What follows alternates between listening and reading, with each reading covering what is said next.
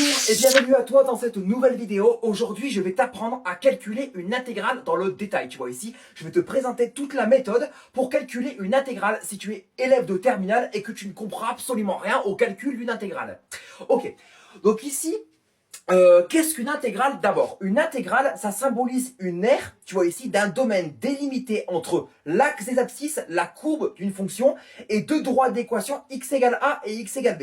Admettons ici, donc sur un repère, je considère une fonction f, dont je trace sa courbe représentative. Donc ici, c'est f par exemple, donc hop, je dis n'importe quoi, ça c'est cf, tu vois. Et ben dans ces cas-là, si tu traces deux droites verticale comme ça, d'équation x égale a et x égale b, et bien dans ces cas-là, l'aire du domaine délimité entre l'axe des abscisses, la courbe et ces deux droites, donc ce qui est positionné ici, et bien ça, c'est ce qu'on appelle l'intégrale de a à b.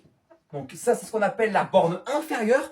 Ça, c'est ce qu'on appelle la borne supérieure de l'intégrale. Ensuite, tu mets la fonction f de x, et après, tu rajoutes ici des x. Ça, c'est ce qu'on appelle en fait la différentielle. Bon, ici, je ne vais pas rentrer dans les détails. On n'est pas du tout ici dans le programme de terminale au niveau différentiel. Mais ici, voilà, en termes de notation, et ça se lit comme ça, intégrale de a à b de f de x des x. Ça, ici, pour ton grand oral, c'est impérativement, ici, voilà, faut impérativement que tu saches lire ici l'expression d'une intégrale. Ici, il y a une formule qu'il faut que tu connaisses aussi impérativement, qui dit en fait que l'intégrale de a à b de f de x des x, c'est en fait égal à une primitive de la fonction f à prendre entre les deux bornes a et b. Et ça, c'est égal à quoi? C'est égal à f de b moins f de a. En gros, ensuite, tu fais la primitive et tu remplaces le x par b. Donc, tu fais la primitive en b moins la primitive en a. Donc, ça veut dire quoi? Ça veut dire que quand tu cherches à calculer une intégrale, tu vas d'abord extraire une primitive de la fonction f. Et ensuite, tu fais la primitive en b moins la primitive en a. On fait un exemple tout de suite.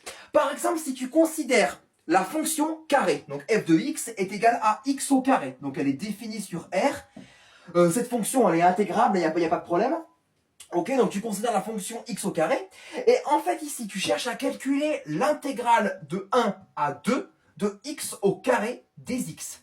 D'accord, ici. Alors, en termes de notation aussi, la variable x de la différentielle, c'est celle de la fonction, hein, ici, voilà. On met pas f de x des y, hein, d'accord, ici, c'est bien f de x des x, d'accord. Tu cherches à calculer l'intégrale de 1 à 2 de x carré des x. Qu'est-ce que tu vas devoir faire d'abord avec la méthode que je t'ai présentée avant? C'est extraire une primitive de la fonction carré x carré. Mais ça ici, il faut impérativement au bac que tu connaisses tes primitives de fonction. Une primitive de x à la puissance n, c'est x puissance n plus 1 sur n plus 1. Je ne précise pas ici les conditions sur n, mais voilà, ici n est supérieur à 1, parce qu'il vaut 2 ici. Donc ça fait du x à la puissance 2 plus 1 sur 2 plus 1, soit x puissance 3 sur 3. Donc ça, une primitive de x au carré, c'est x au cube sur 3. Et à prendre entre 1 et 2. Tu mets des crochets et 1 et 2 ici sur ces positions ici. Et ensuite, d'après la formule, tu fais la primitive en la borne supérieure, en la borne qui est positionnée juste ici, moins la primitive en la borne inférieure. Donc finalement, tu vas faire du coup 2 au cube. Tu prends la primitive et tu l'effectues le calcul en la borne supérieure. Donc tu remplaces le x par 2 d'abord. 2 au cube sur 3. Tu fais moins et la primitive en la borne inférieure, donc en 1 au cube. Tu remplaces le x par 1 cette fois-ci sur 3. 8 au cube, ça fait 2 au cube, pardon, ça fait 8. 1 au cube, ça fait 1. Donc finalement, le calcul, il est de 8 tiers moins 1 tiers, soit 7 tiers. Donc finalement, l'intégrale de 1 à 2 de x carré des x, il vaut 7 tiers. Et en termes d'interprétation, ça veut dire quoi? Et ben en fait, ici, tu sais que ta courbe de la fonction carré, c'est ça. C'est en fait une parabole. D'accord? Ça, c'est le programme de seconde. Hein. Hop, ça fait ça. Excusez-moi, ici, c'est pas l'échelle. Donc ça, c'est f. Hein, donc c'est la fonction f de x qui vaut x carré. Ok? Eh bien, en fait, si tu prends donc 1 et 2 hein, sur l'axe des abscisses, que tu traces les deux droites d'équation x égale 1 et x égale 2, tu vois, et bien dans ces cas-là, l'aire entre l'axe des abscisses, la courbe de la fonction carré et les deux droites d'équation x égale 1 et x égale 2, c'est-à-dire l'espace qui est posé ici, qui s'écrit intégrale de 1 à 2 x carré des x, et bien ça vaut 7 tiers unité d'aire.